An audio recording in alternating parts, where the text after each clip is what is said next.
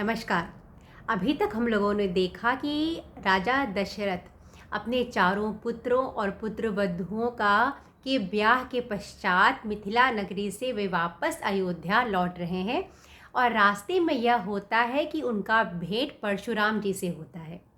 अब राजा दशरथ को भली भांति इस बात का ज्ञात है कि परशुराम जी जो हैं वो कितने दिव्य और बड़े योद्धा हैं, कितने शक्तिशाली योद्धा हैं। हालांकि उनका जन्म ब्राह्मण परिवार में हुआ है, बावजूद इसके वे एक क्षत्रियों के भांति उनका कर्म था और उन्होंने क्षत्रियों का संहार किया।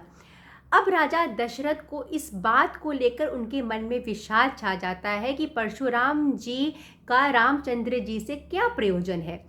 परशुराम जी का दशरथ के पुत्र श्री रामचंद्र जी से क्या प्रयोजन है, इस बात की चिंता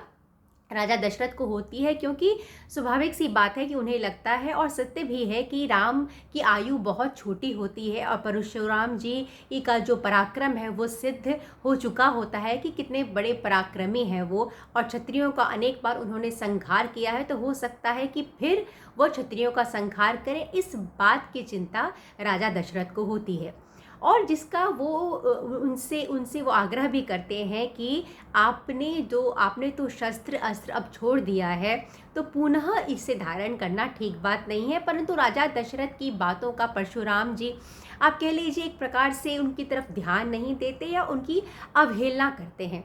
और उनका जो ध्यान होता है वो रामचंद्र जी की तरफ होता है। तो वो रामचंद्र जी से कहते हैं कि यदि वह इस वैष्णव धनुष पर भी, शिव धनुष के भांति ही जो वैष्णव धनुष है उस पर भी बाण चढ़ा पाएँ तो वे उन्हें द्वंद्व युद्ध का अवसर प्रदान करेंगे। अब श्री रामचंद्र जी चुपचाप इन सब बातों को सुनते रहते हैं, और परंतु बाद में यह होता है कि रामचंद्र जी यह देख रहे हैं कि राजा दशरथ की बातों का अवहेलना कर रहे हैं परशुराम जी, और उनके मन में संदेह है इस बात को लेकर कि राम जी का की ये शक्तियाँ क्या हैं, और उनको अभी भी मन में संदेह है कि उन्होंने शिव धनुष को तोड़ा हुआ है।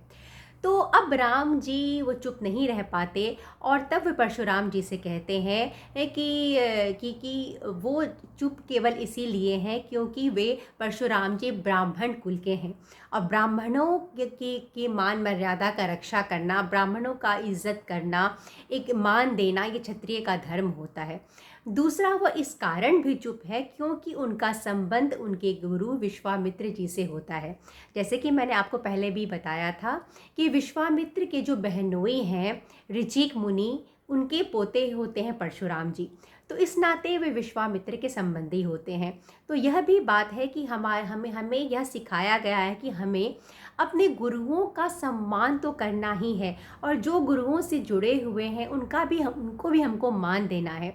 तो एक तो वो ब्राह्मण कुल के हैं परशुराम जी, दूसरे वे उनके गुरु के संबंधी हैं। तो इसीलिए रामचंद्र जी कहते हैं कि वह इस बाण से उनका वध नहीं कर सकते, और यही कारण है जो उनको उनका परशुराम जी का वध करने से रोक रहा है। परंतु वे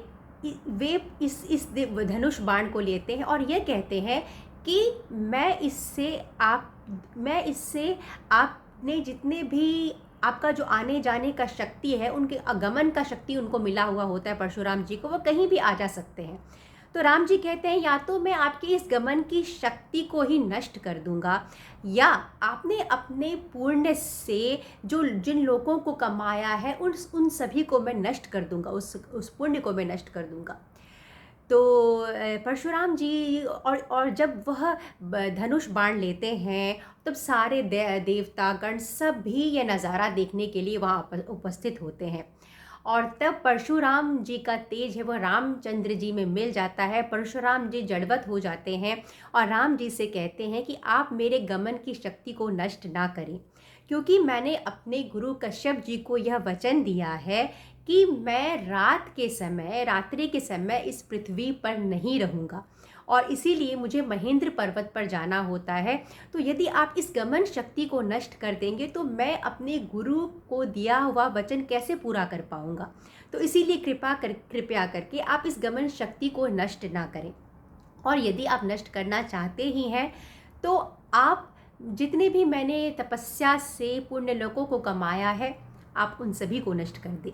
तो इस तरह का आग्रह करते हैं परशुराम जी। अब परशुराम जी को ज्ञात हो गया है, जैसे ही वो धनुष को हाथ में लेते हैं, प्रत्युचा चढ़ाते हैं, और परशुराम जी को यह ज्ञात हो जाता है कि यह बालक कोई साधारण बालक नहीं, परंतु यह स्वयं श्री हरि हैं। और इसीलिए परशुराम जी कहते हैं कि आप ऐसा मत सोचिएगा कि मुझे आपसे हार करके लज्जा होती है, क्योंकि योद्धा यदि दूसरे योद्धा से हार जाता है युद्ध में तो लज्जा होना स्वाभाविक है, परंतु जब योद्धा स्वयं श्री हरि से हारता है, स्वयं भगवान से हारते हैं, तो उसमें कोई लज्जा नहीं, परंतु गर्व की बात है कि हमारा जब मुकाबला भी हुआ, युद्ध भी हुआ या कोई चुनौती भी मिला, तो सामने हमारे जो विपक्ष में खड़े थे वे स्वयं ईश्वर थे। तो यह परशुराम जी को ज्ञात होता है, वो तो स्वयं सिद्ध पुरुष थे ही, और वह रामचंद्र जी से ऐसा कहते हैं। अब रामचंद्र जी बाण चलाते हैं और ठीक वैसा ही करते हैं, और उन्होंने अपने पुण्य से जिन लोगों को कमाया होता है उसे नष्ट कर देते हैं। और इसके तुरंत बाद जैसे ही बाण चलता है, परशुराम जी वापस महेंद्र पर्वत पर चले जाते हैं। और जैसे ही परशुराम जी महेंद्र पर्वत पर चले जाते हैं कि चारों तरफ प्रकाश आ जाता है, जैसे अंधकार छाया हुआ होता है,